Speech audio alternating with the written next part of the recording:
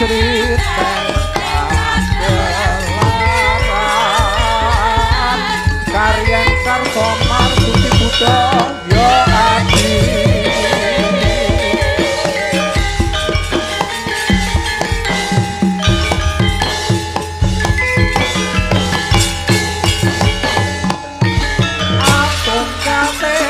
Tunggal karya anggayo kajayan Madyo lampa seplah temasirna sedya ikayo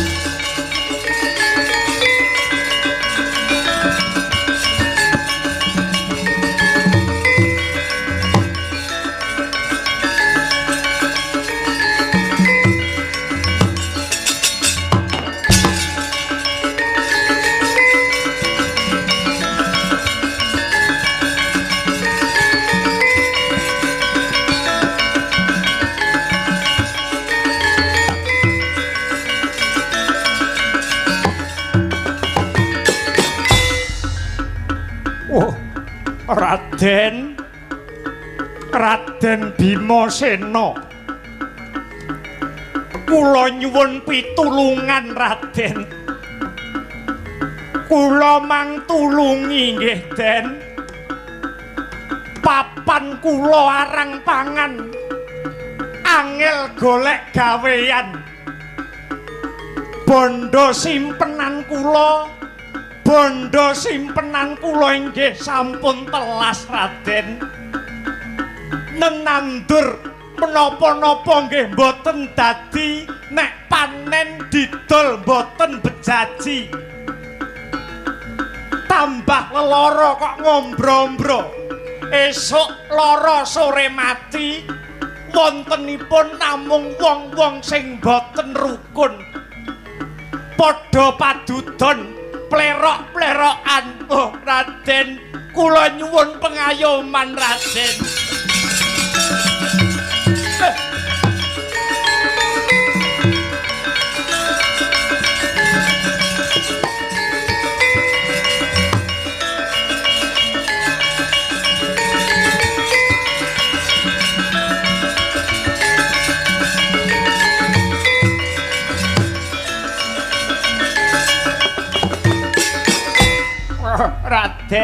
Raden Bimasena jimat pepundhen kula negara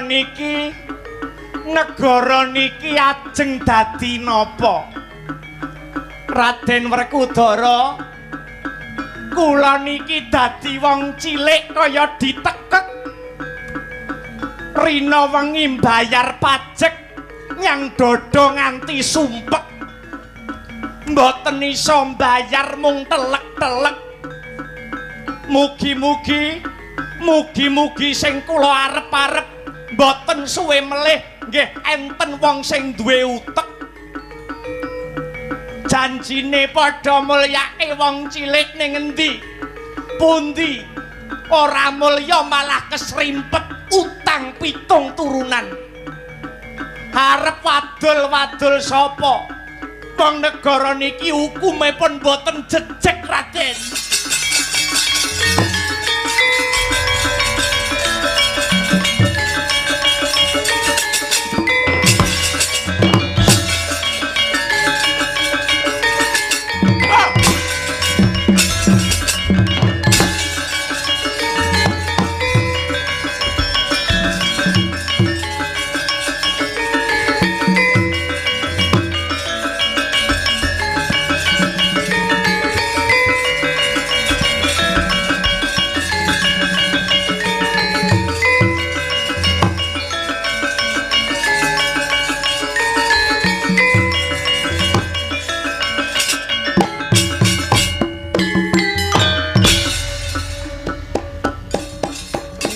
yen silih bapa biung kakini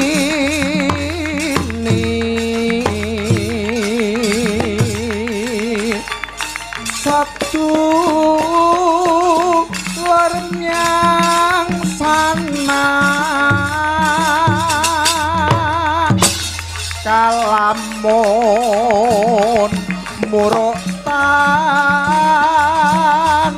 baje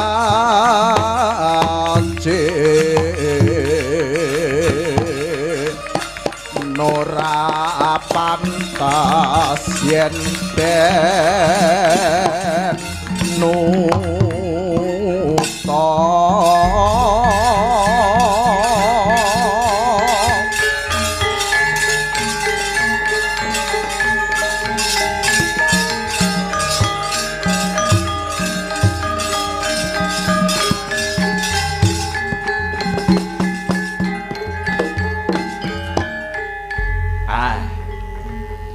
begegek ugek sadulita hemel lae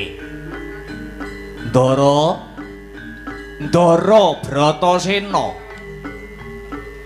sampeyan aja bingung sing jejeg imanmu ampun ngantos kelangan kiblating kautaman Gus Kyai Semar Werkudara ripalungguhan iki rumangsa nyangga dosa sing gedhe anggonku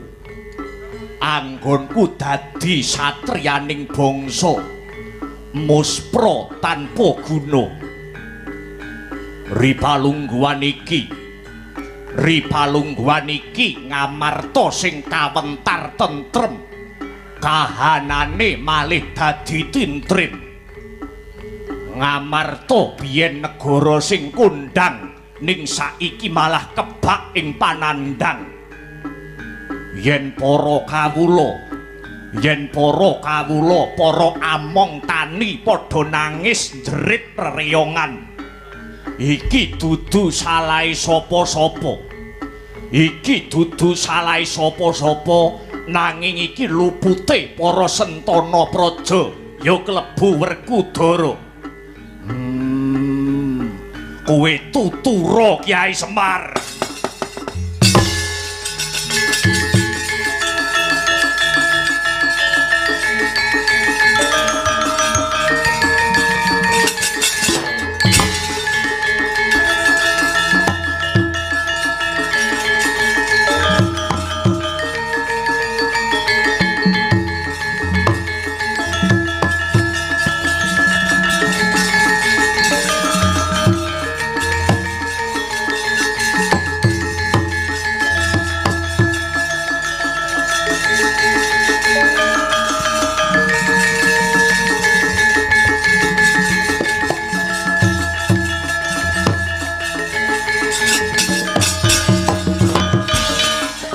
Semareka den prayitna semurire eka ambalik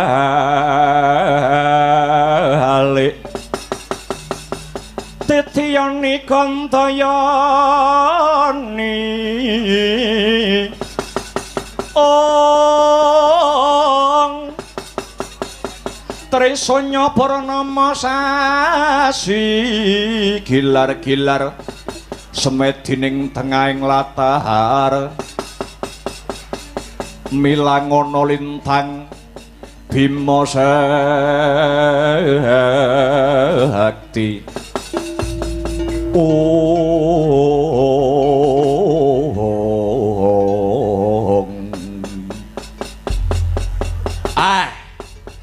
kula saged nggagapi lan kula saged ngraosaken dumateng paiting lelampahan menika Gus nuwun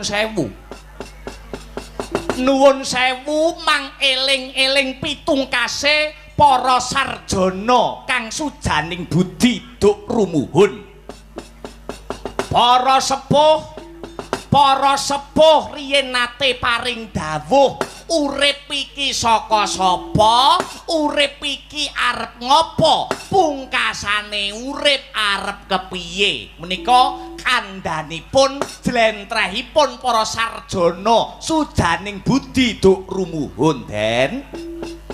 Jlentreh piye Kakang Semar Badranaya? Tah ngaten nggih Gus. Urip iki saka sapa?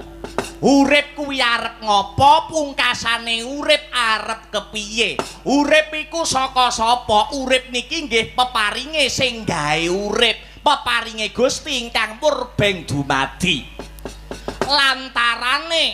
Lantarane Kanjeng Rama lan Kanjeng Ibu. Lah bareng wis lair, bareng wis lair sampeyan urip niki arep ngopo? Sampeyan urip dhateng jagat raya niku diutus. Sing ngongkon sapa? Sing ngutus boten wonten sanes, inggih namung Gusti sing nyipta jagat. Kon ngopo? Kon nindakake kewajibane urip.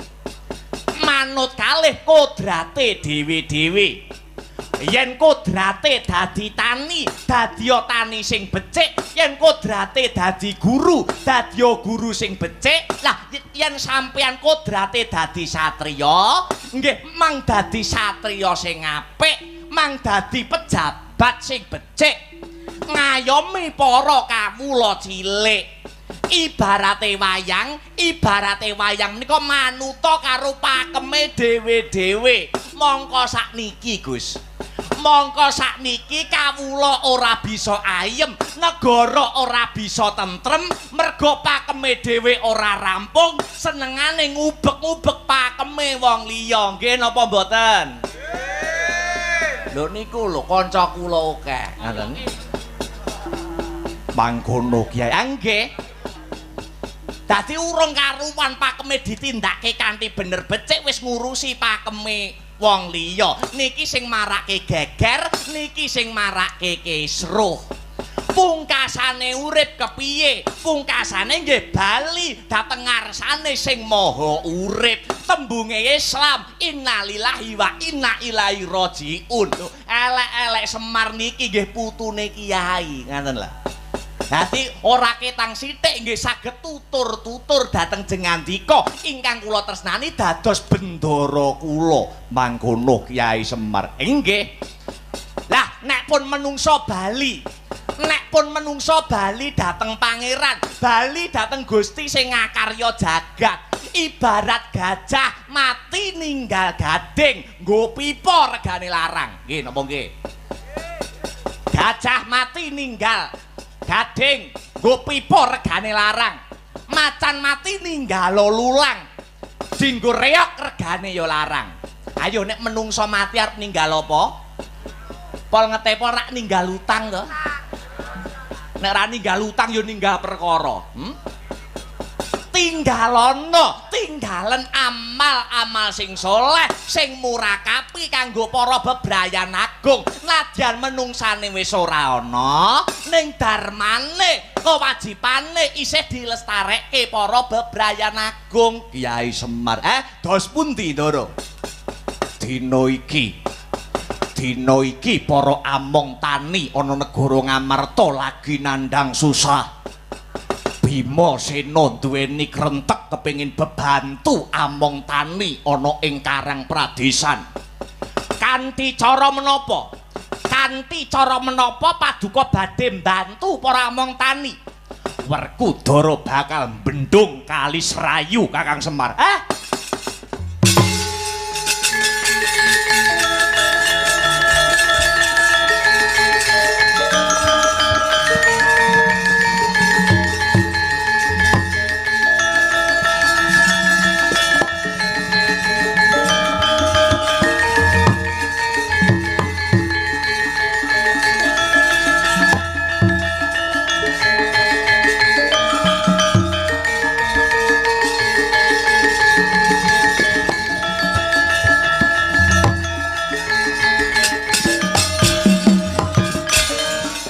Sigra tandang resang bayu siwi uri tumungkul manembah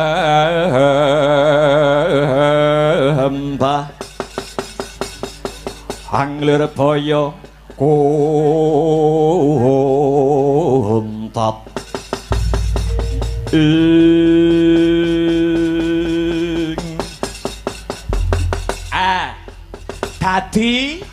dadi cekak cukupe niki mengke Raden Werkudara badhe bendung Kali Serayu Gus. Kakang Semario kabeh mau tak lakoni krana sedyaku krana niatku kalamun Kali Serayu wis kasembadan tak bendung iline banyu bisa kanggo srana penguripane wong tani ana Karang Pradesan. Nggih Gus, nggih. Tegese sampeyan golek kamulyan, sampeyan golek kamukten ora kanggo diri pribadine sampeyan dhewe, ora kanggo mulyane keluarga, nanging kanggo penguripane bangsa. Bagus elok gegayuhan sampeyan Gus. Ning wanti-wanti weling kula. Sampeyan kanthi sedulur sampeyan ing Kendali Sada. Kakang sampeyan Anoman nggih Senggono. Niku sing nate duweni pengalaman bendung segara.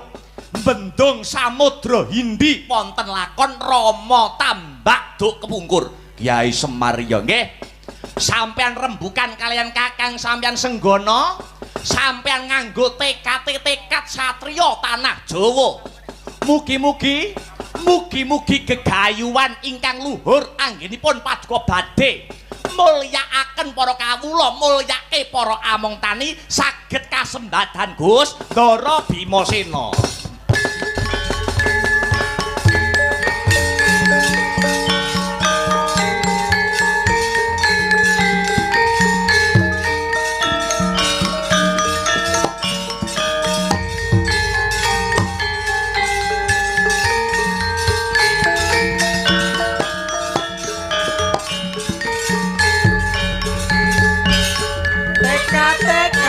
Santoso angupaya mulyaning bangsa korban Ciparaga sapeka anak gedhuga sura ing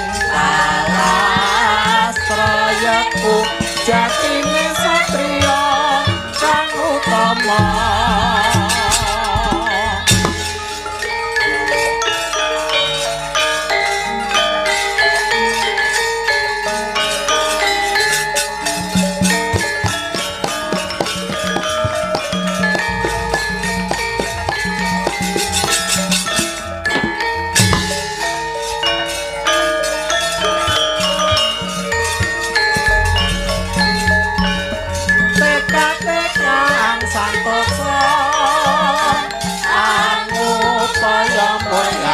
Bangsa korban jiwa raga sawega anak gedhuga sura ing Alastrayaku jatine satriya kang utama.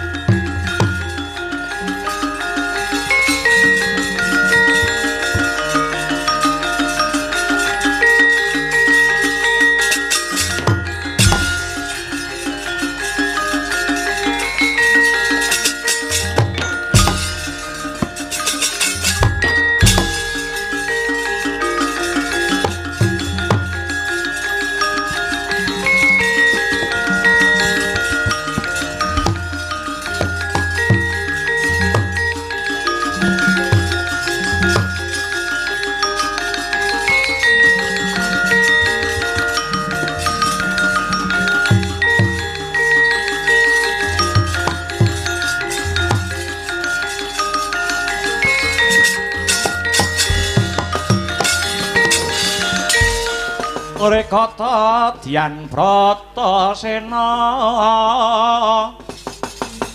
Kampuh poleng bang bintulu adi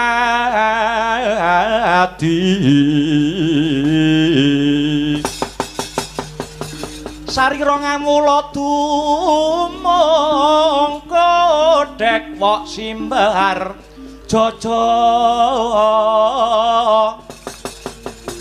yen ngandika gumaleger kaya guntur kadang panenggak Pandhawa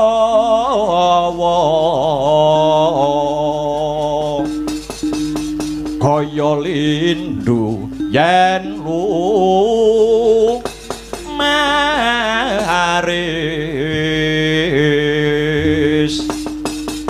wela dalah kadangipun Kakang Yayi kadangipun Kakang Yayi wong gagah wong sigit wong jentara Dimas Bratasena wah Kakang Anoman iya Yayi wis sawetara wanci anggonipun Kakang mesanggrah ana pesanggrahan Serayu kene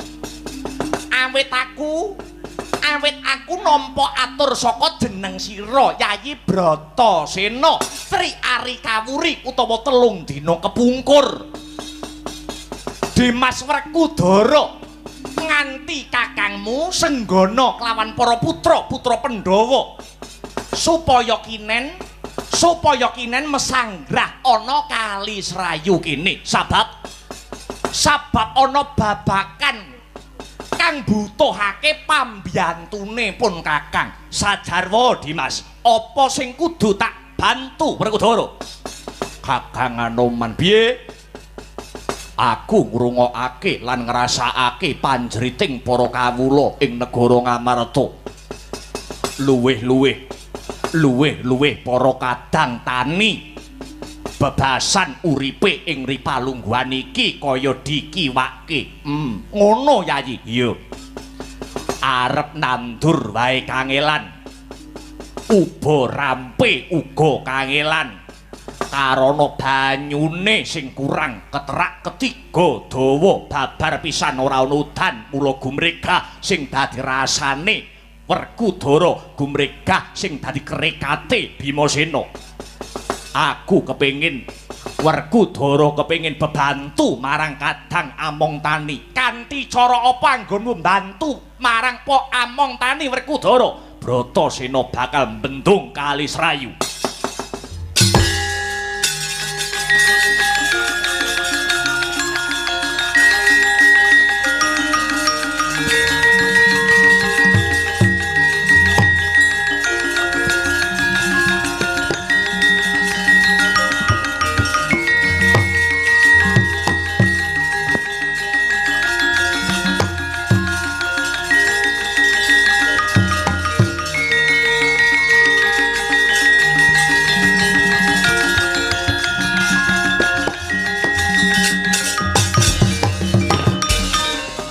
Anoman malumpat sampun Pradeng Widing Nagasari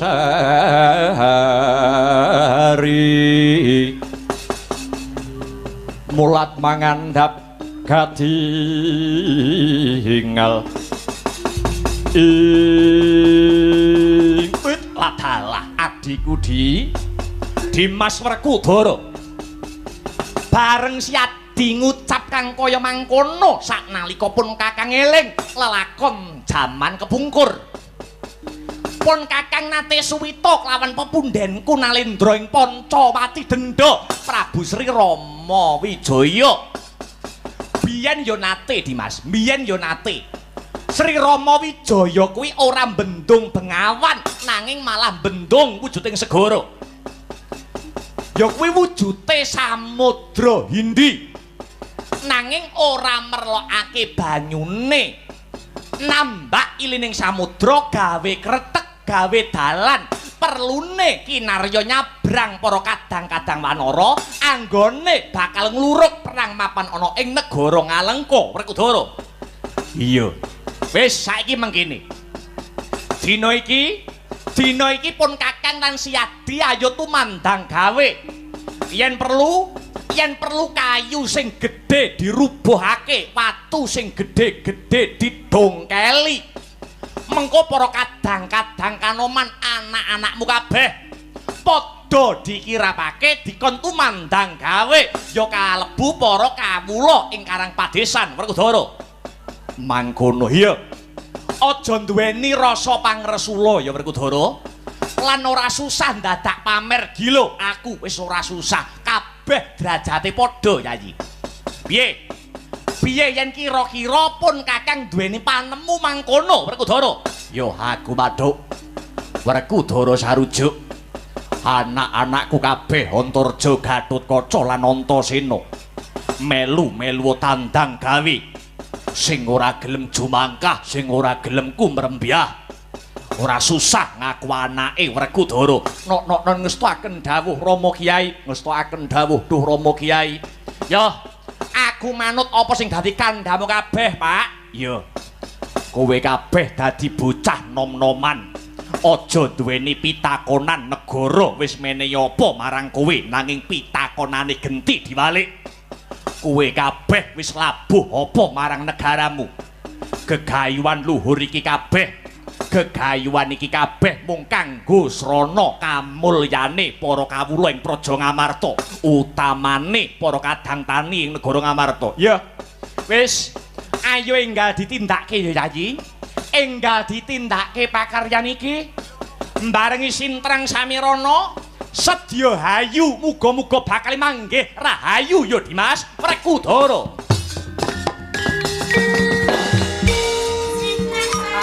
Samirana kentering ware tandikan turu ing paran tinuntun ing manah tumapaing lelakon Sintrang Samirana kentering ware tandikan turu ing paran tinuntun ing manah tumapaing lelakon Sintrang Samirana kentering ware tandikan turu ing paran tinuntun ing manah tumapaing lelakon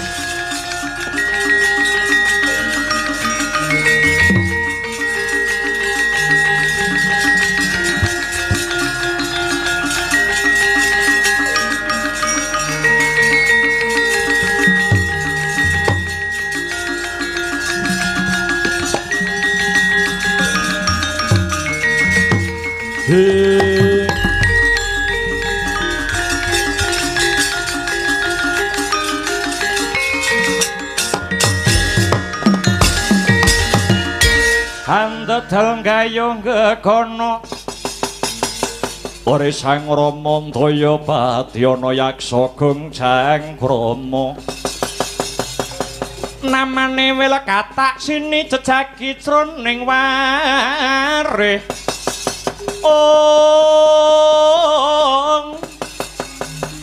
mbadha kolam tanpa tuwa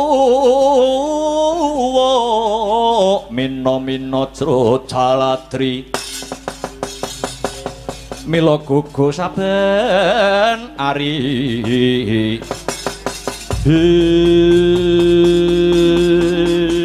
kacarita nenggih sang Senggana ya sang Hanuman giya tandang krida ngrebahaken kekayon sela-sela ingkang ageng den dongkeli minangka kekuwataning tambak inarya bendung ilining bengawan srayu krida risang Senggana den bantu kalian para putra-putra Pandhawa yen Cinandra kowe embat-embat pendalen tandangi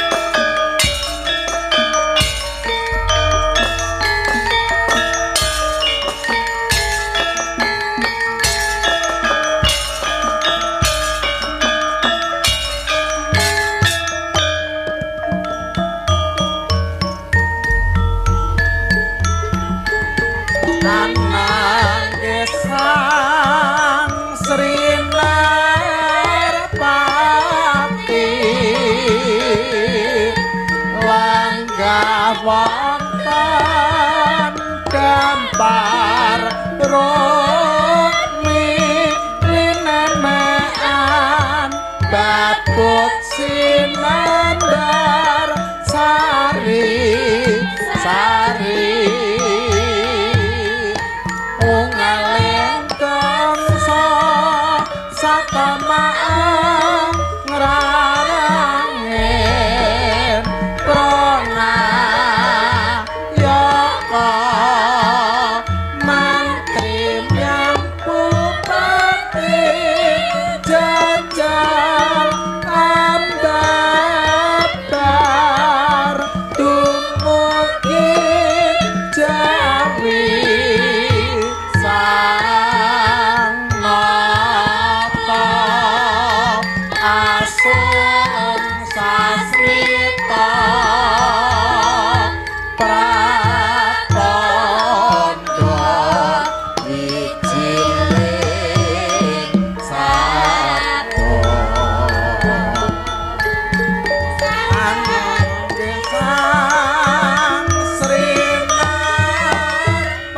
Srinarpati langgah wonten gambar rukmi linemekan babut sinandar sari sari ungaling kangsa satamaan ngrarangin prona yaka mantri nyang bupati jajal ambabar dumugi jawi sang nata asung sasmita pratondo wijiling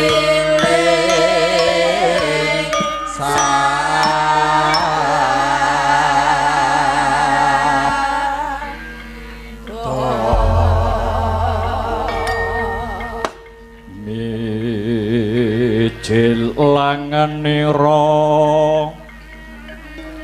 sang nar pati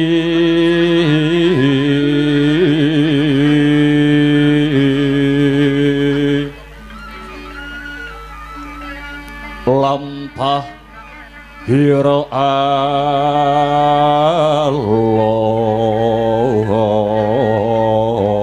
alon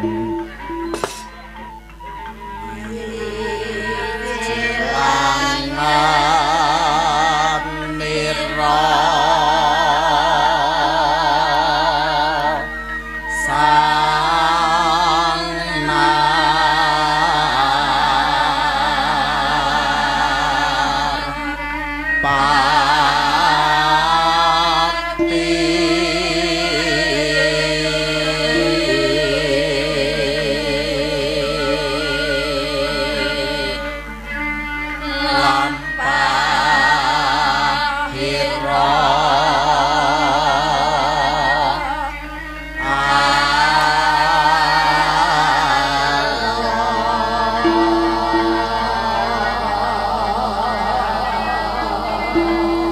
Ginarabak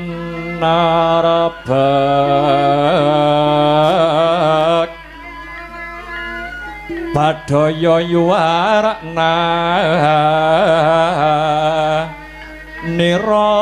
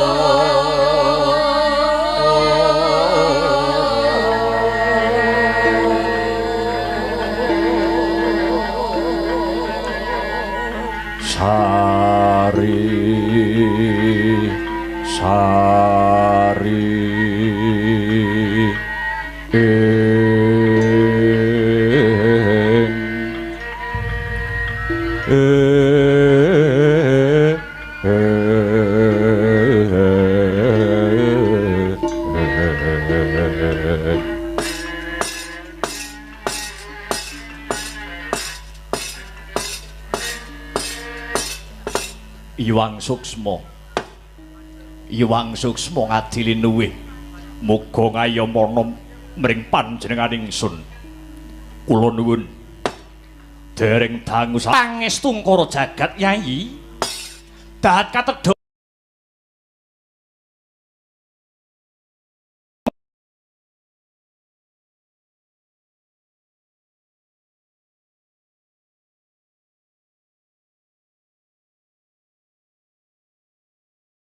unjuk wonten inggih kula tampi mboten langkung puja pangestunipun pun Kakang tumanduka Yayi Prabu Duryudana ing nagari Ngastina sanget anggen kula nampi puja pangestu ingkang rumentah kula kalongaken jangga kapetekaken ing pranajana mekating Waradaya mugi amimbuhana bagya kayiwanan kula Duh Koko Prabu mboten langkung kula aturi lenggah kanthi prayogi. Semenipun sampun mboten kirang sekeca anggenipun Kang Raka lelenggahan wonten ing sasana mriki Yayi. Sakrawuhipun anak Prabu Baladewa kula Kang Paman ing kepatihan kula pun sengkuni ngaturaken sumungkeming pangabekti mugi kunjuk nggih Ngger anak Prabu Baladewa. Inggih Paman Sengguni sampun kula tampi dawao sami-sami. Lole. Sumulole sumorati mbredandel buntuti maju kula hawala. Nuwun sewu, Ngger. Anak Prabu Baladewa. Bapa Durna menika. Nggih. Sarawuhipun anak Prabu Mandura wonten ing Stinggil negari Ngastina, pun bapa ing Sokalima utawi pun bapa ing Sokapanca ngaturaken salam taklim. Konjuk wonten ngarsanipun anak Prabu Balarama saking negari Mandura. Inggih Bapak Panembahan. Sampun kula tampi salam taklim ingkang rumentah kula tampi dawao sami-sami. Kasekecakaken anggenipun pinarak lenggah nggih Ngger. Nyuwun pangapunten nggih kados mekaten kahananipun negari Ngastina. Sampun udan rata Ngger. Nggih. Bapak Durna nggih. Mongkok raos sing manah sareng kula nyumurupi kahanan ing negari Ngastina ketingal sedaya sami gambira. Nggih. Panjenengan sedaya sami gumbira nggih. Kula nggih tumut bungah, kula nggih tumut seneng, kula nggih tumut mongkok. Durna nggih melu seneng rawuh paduka wonten Stinggil Praja Ngastina prasasat pukulan Bathara Brahma ingkang ijawantah kasekecak nanggenipun paduka lenggah wonten ing Stinggil negari Ngastina punika. Lho inggih Bapak Panembahan. Koko Prabu Baladewa sepisan malih Kang Rayi Duryudana ngaturaken agenging panuwun. Ewadene Paduka kepareng rawuh minangkani pamundhitipun Kang Rayi ing Astina. Inggih Yayi. Lantaran Nawala ingkang tinampi Kang Raka nalika semanten. Nawala ingkang dipun tapak astani kaliyan Yayi Prabu Duryudana surasaning tulis pun Kakang kinen daya-daya prapting wonten ing negaring Astina. Kagiat raos ing manah kula. Kinten kula negara Ngastina menika wonten parang muka ingkang hanegani. Nanging sak sampunipun Kang Raka Mandura prapting negaring Ngastina, negara Ngastina ketingal ayem tentrem boten wonten rubeda sawiji menapa. Malah saya tuwuh pitakon sajroning ati. Baya wonten wigatining karsa. Yayi Duryudana kadangipun pun Kakang Yayi. Kenging menapa Paduka Yayi Duryudana ngrawuhaken pun Kakang ing Mandura dumugi wonten ing negaring Astina, pun Kakang namung badhe ngangklungaken jangga nilingaken Karna nenggara mentah sabda-sabdanipun Yayi Duryudana. Koko Prabu wonten dawuh Yayi, Purwamadya wasana. Samendang dapan karempit lamun ta wonten klintak-klinturing atur Yayi Duryudana ngaturaken agenging samudra pangaksami. Inggih mboten dados sabab Yayi. Pancen sampun kula anggep Ngastina menika Mandura menika inggih Ngastina, slindro ingkang raos slindro ingkang batos. Gandeng ing ripalenggahan sakmangke. Ripalenggahan sakmangke Kang Raka sampun marak sebo bebasan anyidam rujak ing Cempaluk tumengklungen daya-daya progatining ingkang karsa. Ingkang Raka ing Mandura semedya ngangklungaken jangga nilingaken Karna nengga sabdadama saing Paduka Yayi Aji Duryudana. Pramara reh mangos wamya ngambleng. Kadikaronaning kaswahasiring marga hemalegung. Resang ganta mastrat maca leng-leng lalu manguladi. Surya mangrangsang wayah, Surya mangrangsang wayah. Umyus hamara wayahanto.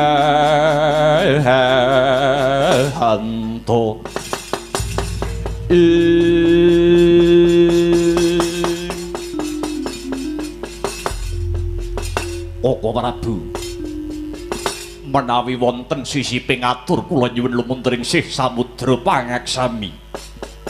Punapa ta darunanipun dinten sakmangke seru panyuwun kula anggenipun kepengin hambayongi dhateng Paduka Jeng Koko Prabu Mandura mapan wonten ing negaring Astina mriki.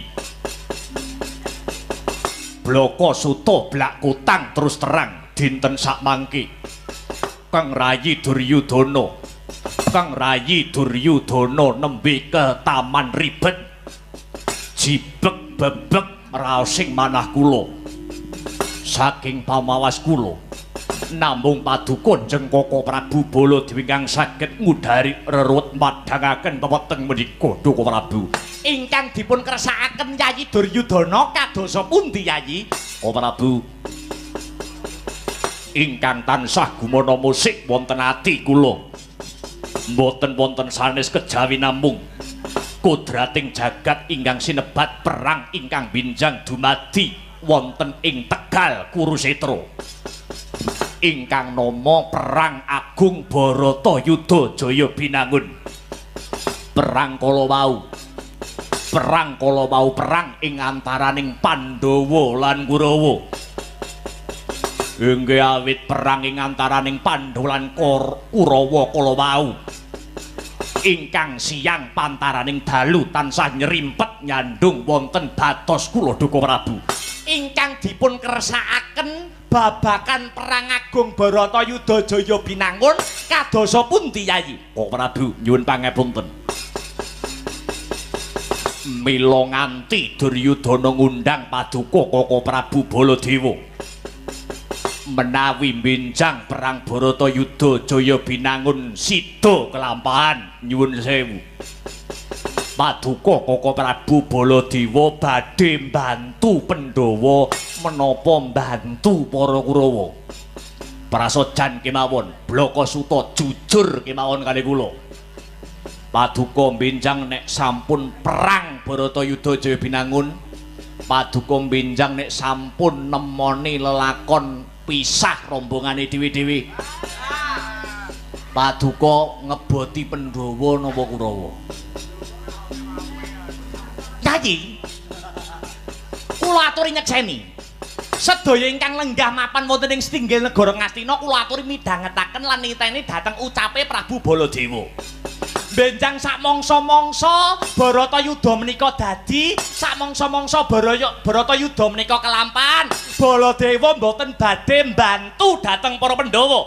Lah dalah matur nuwun lakar punika ingkang kula ajeng-ajeng. Ning kula nggih mboten badhe bantu Kurawa.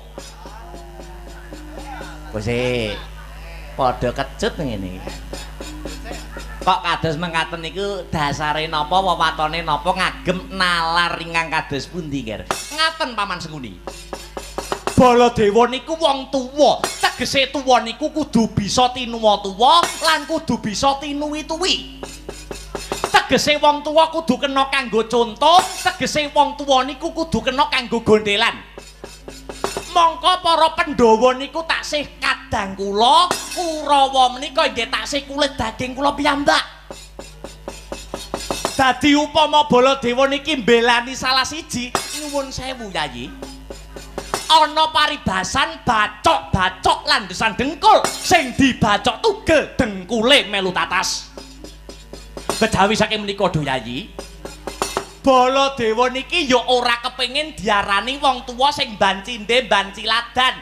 Mila menawi benjang Baratayuda kelakon, mila benjang menawi Baratayuda kelampahan, Baladewa mboten badhe bantu sinten-sinten. Baladewa tak ningali mawon ramene Baratayuda Jaya Binangun. Dadi wong nonton niku kepenak. Rame ya keplok, lucu ya guyu, luwe ya nyang warung. Niku wong nonton. Nggih, matur nuwun, matur nuwun. Lajeng kula badhe tanglet malih. Nggih, babakan apa Yayi? Miturut petang Paduka Njeng Kaka Prabu Mandura Kaka Prabu Baladewa. Menawi perang agung Baratayuda niku kelampahan, ingkang menang niku Pandhawa napa Kurawa? Pripun dipun wangsuli melih Yayi? Menawi benjang perang Baratayuda Jaya Binangun menika kelampahan, sing menang ana ing Tegal Kurusetra niku Pandhawa napa Kurawa? Ingkang menang niku sing bener, ingkang kalah niku sing luput. Sing leres niku sinten, sing lepat niku sinten? Lah nek niku Baladewa rasa dadak kandha, Baladewa rasa dadak leren matur. Kudune Yayi Duryudana pun saged tanggap, malah sakniki kula sing genti takon dhateng Yayi Prabu Duryudana. Wiwit Kurawa niku taksih bayi abang nganti brangkang, nganti saiki dadi satriya kondang. Kurawa niku nate tumindak jujur napa mboten?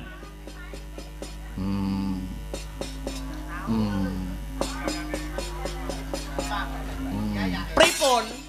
Kok nyuwun sewu. Menawi rada pekewa anggenipun Paduka badhe mangsuli, tiyang sadonya wong sing padha mirsani dalu sak mangke niku sampun ngakoni. Wiwit kuncung nganti gelung rina pantaraning dalu, Kurawa niku sing diangkah ora ana liya kejaba patine para Pandhawa. Kamangka Pandhawa niku tanpa dosa, kamangka Pandhawa niku tanpa luput. Conto, rikala kepungkur nalika jaman lakon Bima Bungkus.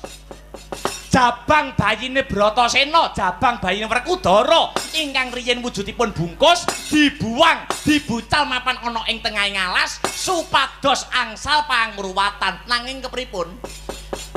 Nyatane malah diancam diincim patine kalian para Kurawa. Jabang bungkus diranjap gaman keblat pampat 5 pancer. Conto malih taksih wonten Yayi. Nalika riyen jaman lakon pendadaran siswa saka 5. Ing tata lair mulang perang marang murid latihan to sing balung muleting kulit nanging sejatine ana sandi kang piningit wonten reka daya ingkang lungit para Kurawa anggenipun badhe ngungkih cara ing pengangkah patine para Pandhawa. Mboten niku kemawon Yayi, mboten niku kemawon. Rikala jaman lelakon babat Wana Marta, Pandhawa jare diwenehi kamukten. Pandhawa jare diwenehi karo Kurawa wujude alas sing jenenge Alas Wisamarta. Dikon babati para Pandhawa, dikon bangun para Pandhawa, Pandhawa dikon bangun negara ning sejatine para Pandhawa niku diloropke kalian para Kurawa, diloropke ana tengahing alas. Arep ben Pandhawa mati dipang